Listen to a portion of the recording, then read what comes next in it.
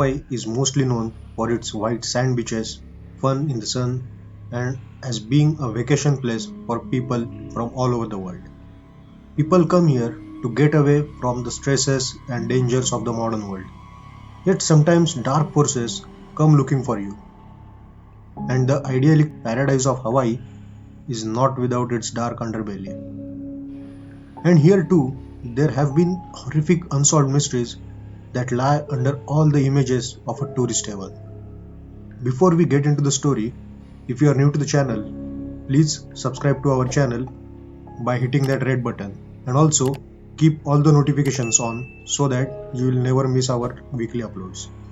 Our tale here revolves around 19-year-old Lisa, who worked as a humble hairdresser in Kailua, and on the night of January 20th, 1982, she was just about to finish work and stood staring out at rain outside. After a moment of deciding whether to brave the rain or not, she decided to go over to see her boyfriend, Doug Holmes, who was having dinner at his sister's apartment in Makiki. After dinner at around midnight, Lisa and her boyfriend allegedly said goodnight, got into their separate cars, and headed home. But she would never arrive at hers. And so started the most infamous and strangest unsolved mysteries in Hawaiian history.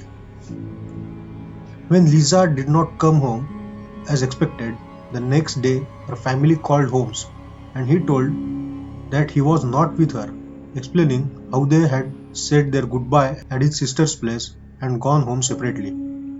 The worried boyfriend then got into his car and spent hours scouring the roads of the area, finally coming across Lisa's vehicle parked along a highway in Kailua, near a place called Kapakori Road. But there was no sign of where his girlfriend had gone, and so he contacted the authorities. Police would find that the car's windows had been opened halfway, despite the heavy rains the previous evening, and as a result, the interior was submerged with around 3 inches of water. Considering that the inside of the car was absolutely sopping wet, they were surprised to find that Lisa's purse was sitting up on a car seat and was completely dry and was missing her driver's license and vehicle registration. In addition to this, investigators examining the car found that it had seemingly been wiped clean of fingerprints or other evidence by someone. Considering the suspicious nature of the scene, authorities immediately assumed they had a missing person on their hands, possibly a kidnapping, and an alert was put out. Over the next 10 days, there would be carried out the most intensive search the state had ever seen, scouring the swamps and wilderness all throughout the region looking for any trace of a missing woman. And every day that went by without a ransom demand caused police to increasingly fear the worst. On January 31st, 1982, a jogger was out with his dog along Tantalus Drive in Makiki when he stumbled across the highly decomposed remains of a naked human body. Police were able to quickly identify the body as Lisa. But considering the amount of decomposition and degradation of the remains, no cause of death could be decided. Nevertheless, because the naked state of the body and the fact that she was found so far from the car, it was suspected as being most likely a murder. The only problem was no one had a clue who the culprit could be. This is when new clues would start to emerge and theories would begin to fly. One of the most curious of the tips that came in were several witnesses who claimed that on an evening of Lisa's disappearance, they had seen her car being followed by another car with flashing blue grille lights on it, like a police car.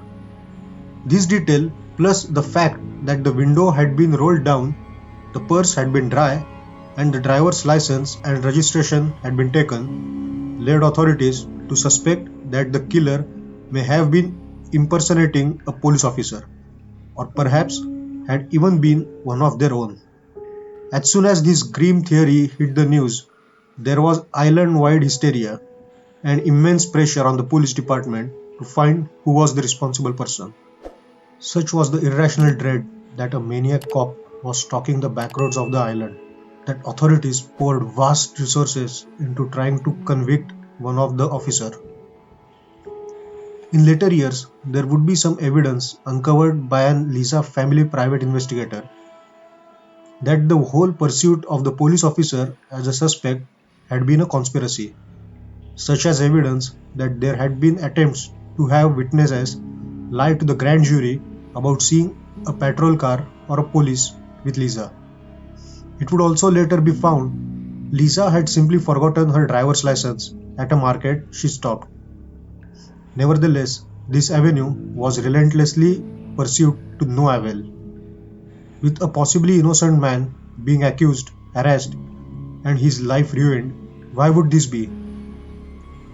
While the idea that a police officer was the highest profile and the one that caused the most panic, there were other suspects as well. One of these was Lisa's own boyfriend himself. One officer reported that he had noticed what appeared to be scratches on Holmes' face when they spoke to him the day after the disappearance. And it seemed he even failed two lie detector tests. There was also the claim by a security guard at the apartment where Lisa had dinner with Holmes and his sister, who had seen Holmes and Lisa arguing the night of the disappearance. In the end, there was never anything concrete, no motives for Holmes to want to kill her, and he was never seriously pursued. Other leads popped up over the years as well. So, what happened to Lisa? How did she manage to just vanish off the face of the earth only to turn up dead with no clue as to even how she died? Why was the investigation so bungled? Who would want her dead? And why would they do it the way they did? Is there a cover up? And where did that skull and jawbone go? The whole case is so old now and so compounded by mysteries that it seems unlikely that we will ever get the answers we seek. So that's it for today's story. Please let me know in the comments box what do you think about today's episode. Also, if you didn't subscribe to our channel, please consider to hit that red button below and subscribe to our channel. Till then, take care.